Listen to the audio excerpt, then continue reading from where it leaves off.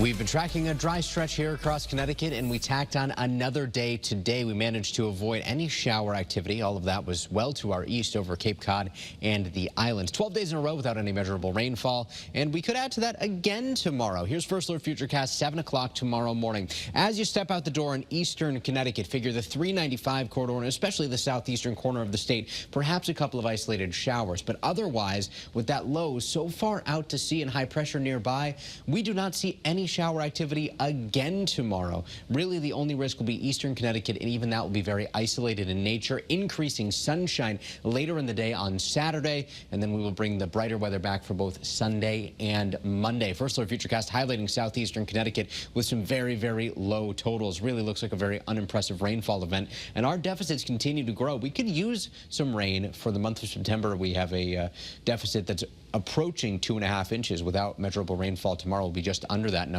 And you'll notice that our departure for temperatures has increased a bit. We made it to 89 today for the Hartford area. Our average high temperature, 75 degrees, just 4 degrees shy of the record of 93.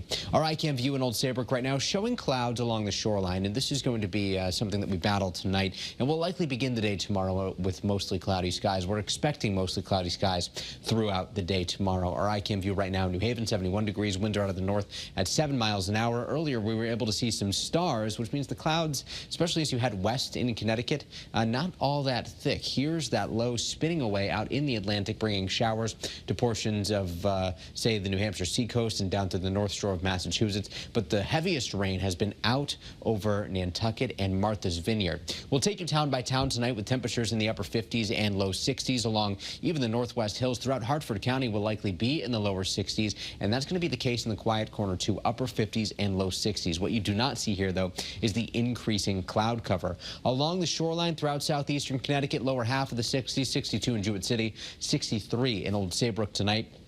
And throughout, say, parts of Metro New Haven County, the greater New Haven area, Branford to Milford to Fairfield, we could even see some mid-60s in the mix. A little bit lower as you head to inland Newtown, Naugatuck, Wallingford, all in the lower half of the 60s.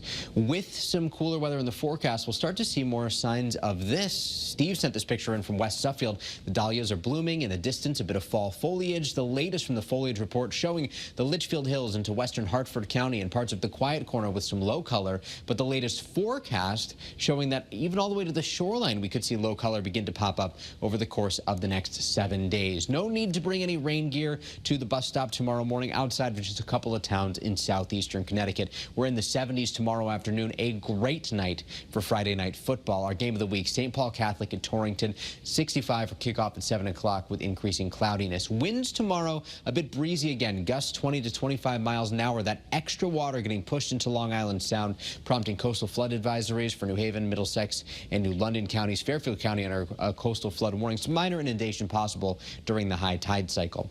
On the First Alert 7-day forecast, notice the brighter skies later Saturday. Still breezy on Saturday with northeasterly winds. Sunday around 70 degrees, the autumnal equinox, and we'll drop down into the 40s by Monday morning. We're back in the 60s Monday afternoon, the brightest of the next 7 days, also the coolest. We're into the lower 70s Tuesday, and we'll see increasing cloudiness along the shoreline going from the mid-70s to the low 70s, back into the upper 60s Monday and Tuesday. Wednesday and Thursday. Yesterday, we talked about the potential for some showers there. And at this point in time, pretty good model agreement that we'll see some unsettled weather in the middle of next week. Perhaps the greater risk for showers will arrive Thursday. Mark, Aaron, we're going to tack some more days onto this dry stretch. Maybe it will come to an end by the middle of next week.